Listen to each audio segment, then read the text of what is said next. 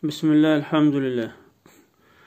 Өзгөчө соц тармактарда адамдардын, мусулмандардын ар кандай бир философия, психология, нумерология да бир ар кандай бир балелерди мындай айтып, ошол жака кирип, ошол бир философия, ушундай психологияларды ар кимге таңуулап жатканын көрүп таң каласың да. Алла Таала Куранда айтып атса, бул Куран дейт эч кандай шек күмөнсүз китеп момундар үчүн жол көрсөтмө дедет. Инструкция дедет да, мындай айтканда. Эч кандай шек күмөн жок дедет.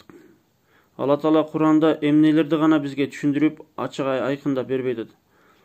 Майда чүйдө нерседен баштап галактикалык бир окуяларга, миңдеген жыл мурунку тарыхтагы окуялардан баштап кыяматка чейин боло турган нерселерди айтып берип атса, ошо чымын чиркейлерден баштап ошо жана планета, эмбриология, космонавтика эмнени гана бизге Алла Таала үйрөтпөйт Курандачы. Ата эненин бөлмөсүнө кантип киришти, кантип саламдашышты, аял күйөөнүн мамилелерин Куранда үйрөтүп атат да. Айтып атат бүт барынчы. Кантип жашаш керек адам, бүт барын айтып атат. Анан адамдар ар кандай ар жерден бир суроолоруна жоопторду издеп жүрүшөт. Ар кандай бир аферисттерге ишенип. Таң каласың да. Бунун коркунучу эмнеде? Коркунучу адамдар Аллах Тааланын китебинен алыстап кетет. Аллах Тааланын жолунан, сыратул мустакимден адашып кетет. Бир гана сыратул мустакимде, Аллахтын туура жолунда гана бул дүйнөдө бизге тынчтык бар. Кабырда, кыяматта бизде тынчтык бар да. Алла Таала Куранда айтып атса, мен силерди өзүмө сыйынуу үчүн гана жараттым деп атса, ким Куранды таштаса, Алла Таалага тар жана сыгылыштуу жашоо берем деп атса, Алла Таала Куранда айтып атса, силер эң оболу дейт, өзүңөрдү жана үй бүлөңөрдү,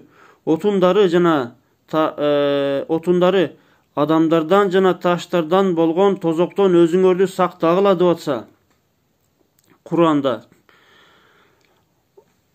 Ким дин менен жашабаса, Куран менен жашабаса, кыяматта ошончо азап тозоктор болот деп жатса, ыймандуулар гана бейишке кирет деп жатса,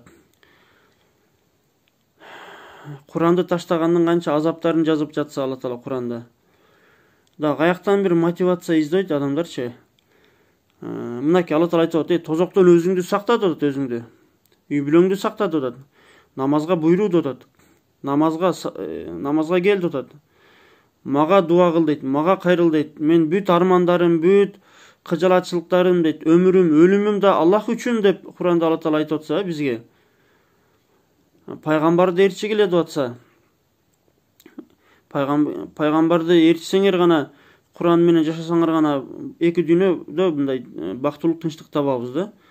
Буну бизге Алла Таала өзү түзмө-түз ачык айкын бизге ушуну чакырып атса, адамдар кээде көбүнчө мусулмандар дагы философ, психология, саентология, йога, какта бир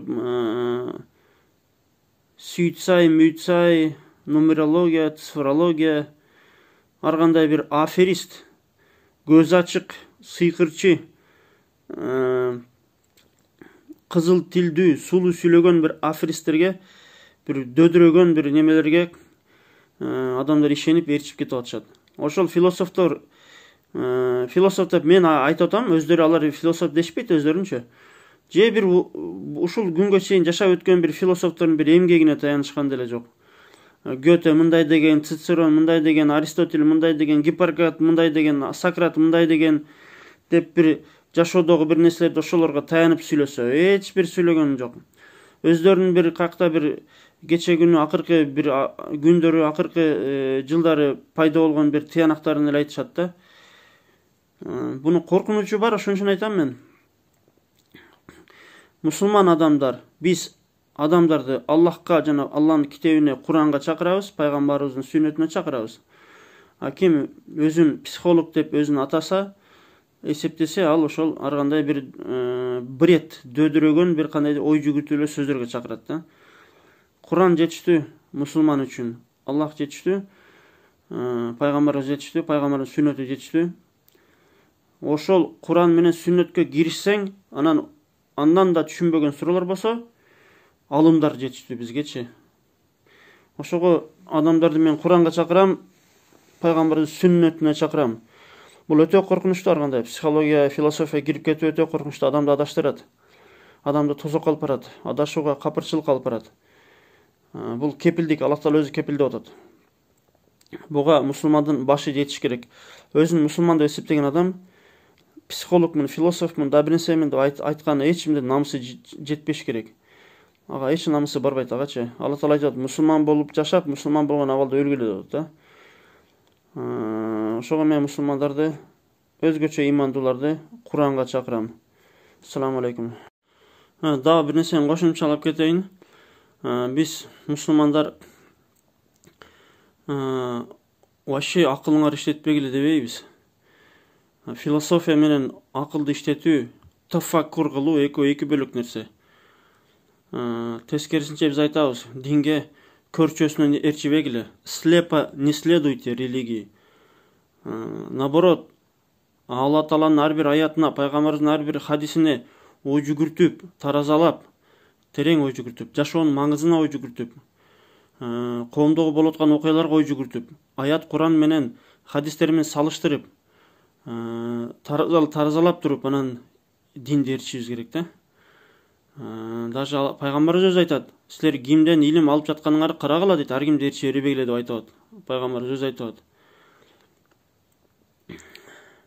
Ошого биз ой жүгүртүүгө, акыл калчоого биз гана эмес, Алла Таала өзү Куранда айтат, акылыңар иштетпейсиңерби, ойлонбойсуңарбы? Биз дейт, Куранды дейт, акыл жүгүртүүлөр үчүн биз ошондой көптөгөн Куранда аяттар бар дейт да, акылын иштеткендер үчүн. Акылды иштетүү башка, философия башка. Ошо эки бөлөк, ошону адаштырбашыбыз керек.